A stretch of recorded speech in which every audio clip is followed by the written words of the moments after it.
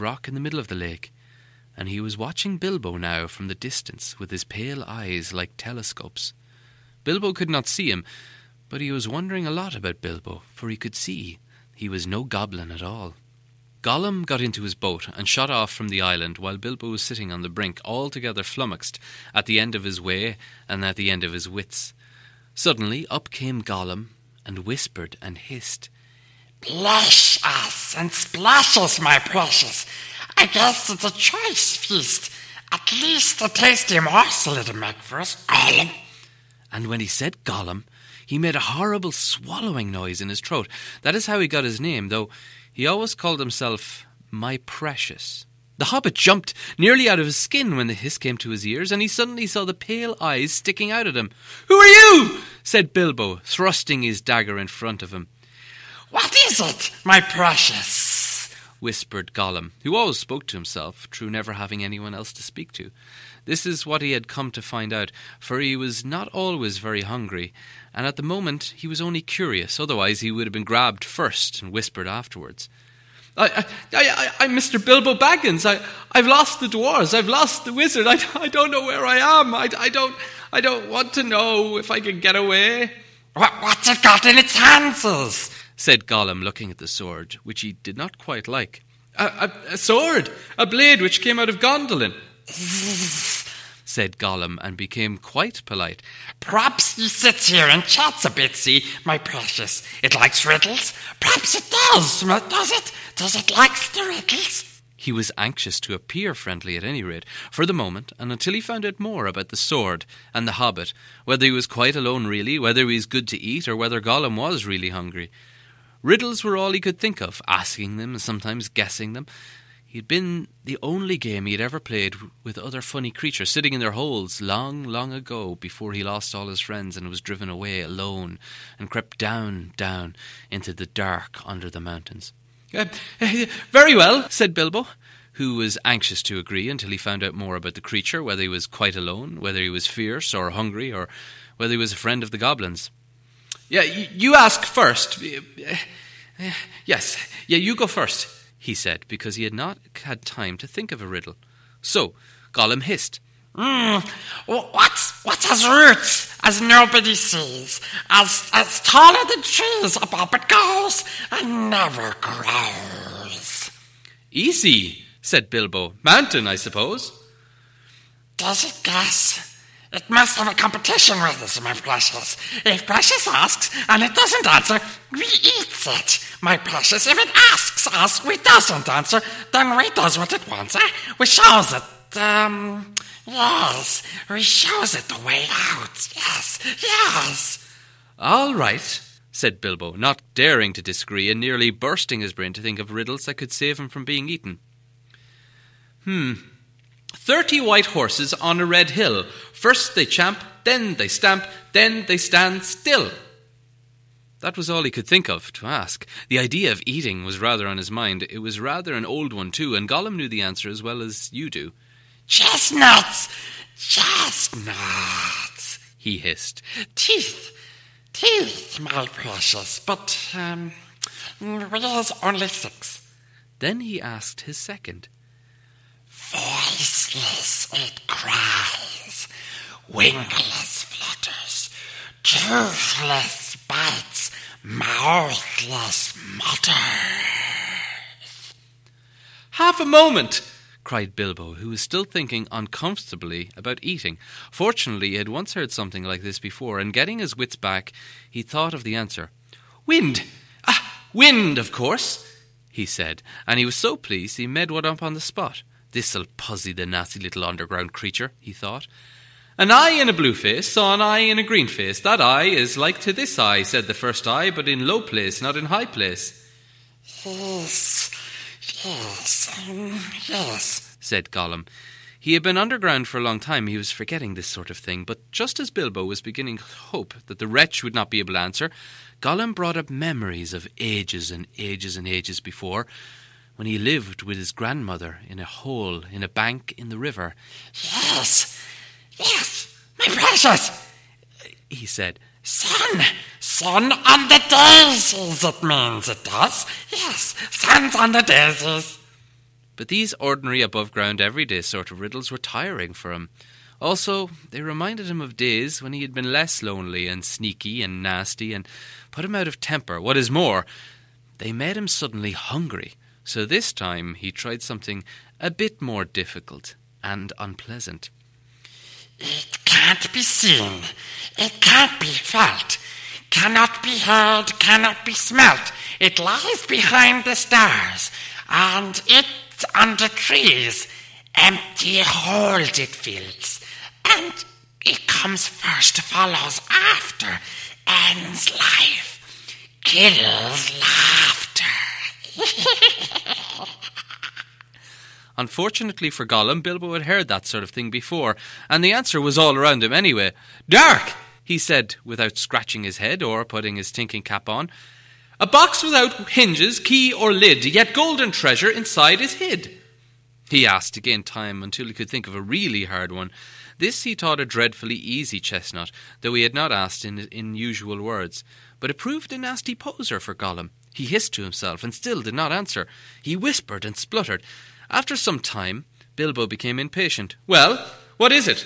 he said. "The answer's not a kettle boiling, as you seem to think from the noise you seem to be making, all this hissing and everything."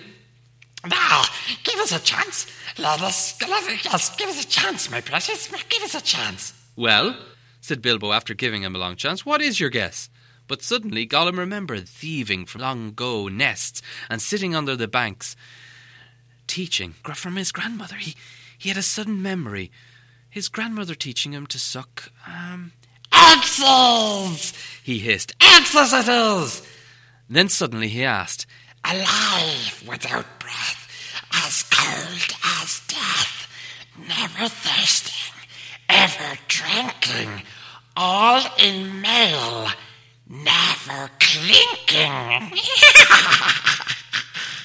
Guess! He also, in his turn, thought that this was a dreadfully easy one, but he was always thinking of the answer.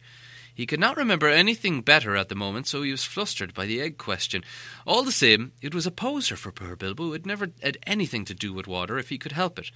I imagine you know the answer, of course, or you can guess it as easy as winking, since you are sitting comfortably at home, and not have the danger of being eaten to disturb your thinking. Bilbo sat, cleared his throat once or twice, but no answer came.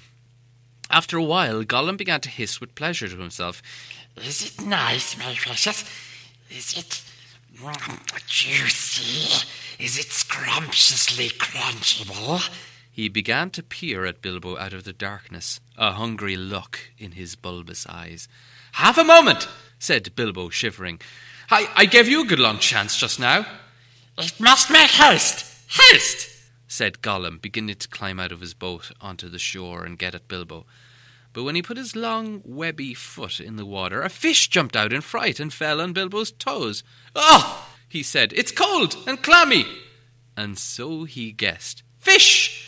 Fish!" he cried. "It's a fish!" Gollum was dreadfully disappointed, but Bilbo asked another riddle as quick as he ever could, so that Gollum had to get into his boat and think. "No legs, lay on one leg. 2 legs, sat near on 3 legs. And 4 legs got some." It was not really the right time for this riddle, but Bilbo was in a hurry. Gollum might have had some trouble at guessing it if he had been asked at any other time. As it was, talking of fish, or no legs, was not so very difficult, and after that, the rest was easy.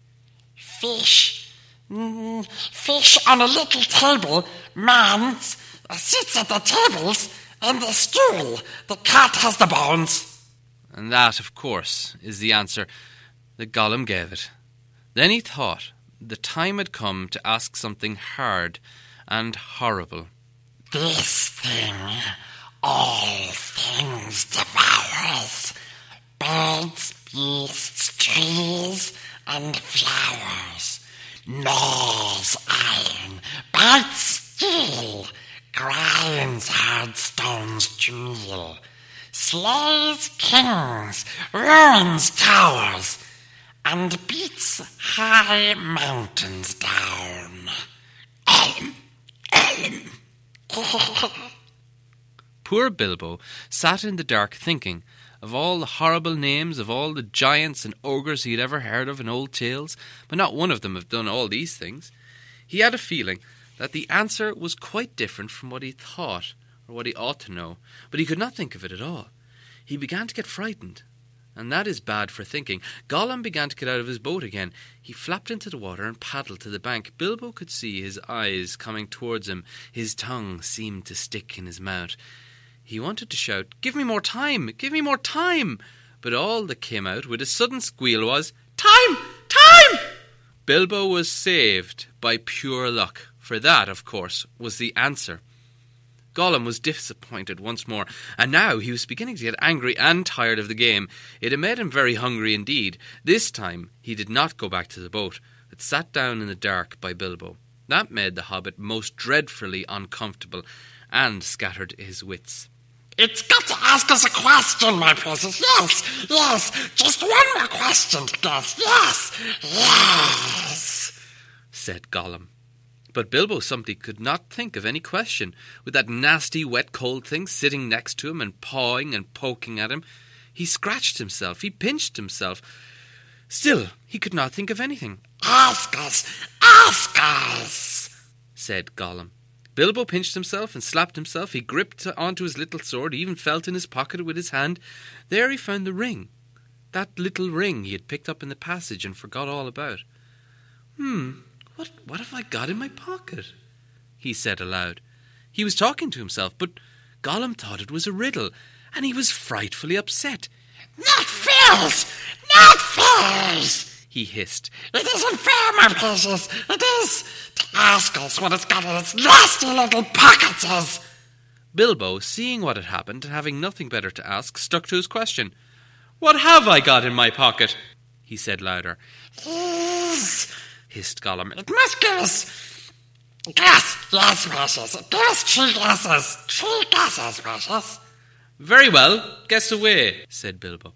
Hands! Said Gollum. Wrong, said Bilbo, who had just luckily taken his hands out again. Guess again.